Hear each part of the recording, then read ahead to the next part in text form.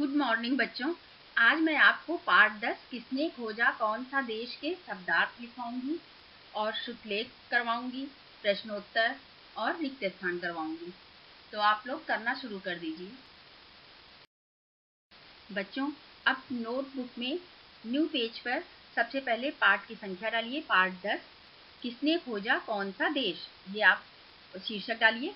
इसके बाद नीचे वन लाइन लीव करके शब्दार्थ, इसके बाद शब्द, एक तरफ शब्द दूसरी तरफ अर्थ, बीच में लाइन। शब्द की तरफ आप क्या लिखेंगे, जैसे यहाँ पर है जीवन यापन, तो इसका अर्थ क्या होगा, जिंदगी जीना। कॉमा लगा के गुजर बसर करना, दोनों अर्थ हो सकते हैं। इसके बाद है मनीषी, मनीषी का अर्थ क्या होगा, बुद्धिमान समझदार। इसके बाद है नौका यात्रा, नौका यात्रा क्या क्या अर्थ होगा, नाव से एक जगह से दूसरी जगह जाना। प्रेरित, प्रेरित का क्या अर्थ है, प्रभाव में आया या असर हुआ। दुर्गम, जहां जाना कठिन हो। अज्ञात, जिसके बारे में कुछ भी पता ना हो। गुमनाम, गुमनाम ये आप शब्द की तरफ लिखेंगे और अर्थ की तरफ लिखेंगे, जिसे कोई ना जानता हो। शक्तिशाली, अर्थात शक्तिशाली का अर्थ क्या होता है, बलवान, ताकतवर। मानचित्र का अर्थ क्या है, नक्शा। नित, नित का नित शब्द की तरफ लिखेंगे और अर्थ की तरफ लिखेंगे हर रोज, प्रतिदिन। अब इसके बाद देखिए वाचन, शुद्ध लेखन लिखा हुआ है नीचे, ये आप लाइन से लिखते चले जाइएगा और उच्चारण भी करिएगा लिखते समय। शुरुआत, विद्वान, किलोमीटर, समुद्र, अज्ञात, क्रिस्टोफर, नॉर्थ, तस्मान, ढूंढना, रूस। इसके बाद न्यू पेज पर मौखिक प्रश्नोत्तर डालिए और प्रश्न नंबर 1 पर लिखिए, शुरुआत में मानव कौन से ठिकाने ढूंढता था। उत्तर है, शुरुआत में मानव अपने जीवन यापन के लिए रहने और खाने के ठिकाने ढूंढता था। प्रश्न नंबर 2 है, दूसरे देशों की खोज लोग कैसे करते थे। उत्तर है, लोग हजारों लाखों किलोमीटर यात्रा करके दूसरे देशों की खोज करते थे। प्रश्न नंबर 3 है, भारत की खोज किसने की थी। उत्तर है, वास्को डी गामा ने भारत की खोज की थी।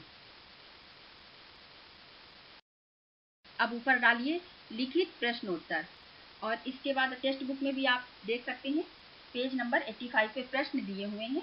गा, प्रश्नों के उत्तर लिखो, वहां पर प्रश्न दिए हुए हैं।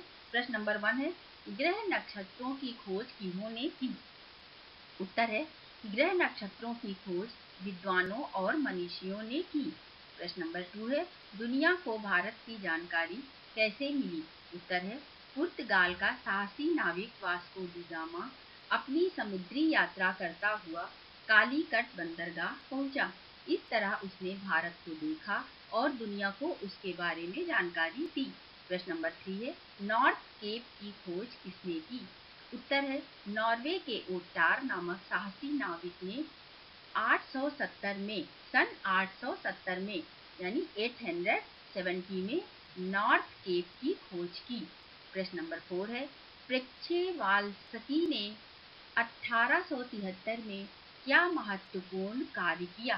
उत्तर है, प्रेक्षेवाल्स्की ने 1873 में अर्थात 1873 में मंगोलिया की खोज की।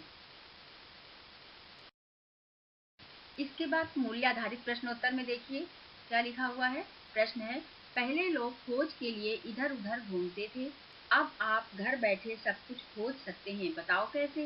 उत्तर है, आज हम कंप्यूटर पर इंटरनेट के माध्यम से कोई भी जानकारी प्राप्त कर सकते हैं। अब तो मोबाइल में भी इंटरनेट सुविधाएं उपलब्ध हैं, जिससे ये और भी आसान हो गया है।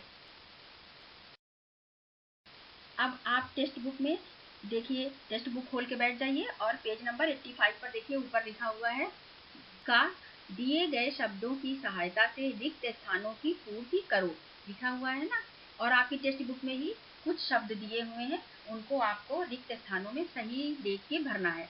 तो क्या है, सबसे पहले ग्रह नक्षत्रों, कॉमा, खोज, कॉमा, पुराना, कॉमा, जर्मनी, ये आपके ब्रैकेट में लिखा हुआ है। अब इसके बाद आंसर, इसका उत्तर मैं लिखवा रही हूँ, तो लिखिए 1 नंबर पर है, प्राचीन काल में विद्वानों ने ग्रह नक्षत्रों की खोज की। 2 नंबर पर है, भारत का इतिहास काफी पुराना है। 3 नंबर पर है, एक के बाद एक नए देशों की खोज होती गई। 4 नंबर पर है, जर्मनी के निवासी हासेटन नीबुर ने अरब का पता लगाया। बच्चों, आज का गृह कार्य है पाठ का शुद्ध उच्चारण करते हुए वाचन करना। जो पाठ मैंने पढ़ाया है उसका आपको शुद्ध उच्चारण करते हुए वाचन करना है। इसके बाद है पाठ का पुनः मौन पठन करना।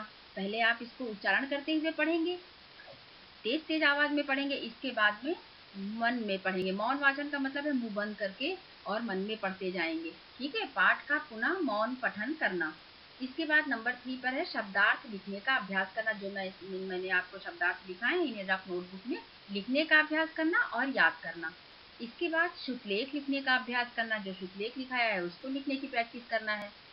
इसके बाद है मौखिक, लिखित और मूल्याधारित प्रश्नोत्तर याद करना। यानी जितना वर्क मैंने कराया है आपको, ये आपको करते रहना है। ऐसा नहीं है कि आपने वीडियो सुना और उसके बाद बंद करके रख दिया, दोबारा इसे सुनना नहीं है। क्योंकि इसके बाद जब ये पूरा कंप्लीट हो जाएगा, ये लेसन कंप्लीट हो जाएगा, फिर मैं इसका टेस्ट लूँगी। तो जब आप इसको अच्छे से पढ़ेंगे, इसके प्रश्नोत्तर याद करेंगे, शब्दार्थ याद करेंगे, शुभलेख याद करेंगे, तभी आप उनके आंसर अच्छे से दे पाएंगे। बच्चों, इस पाठ का शेष अभ्यास कार्य मैं नेक्स्ट वीडियो में करवाऊंगी। धन्यवाद।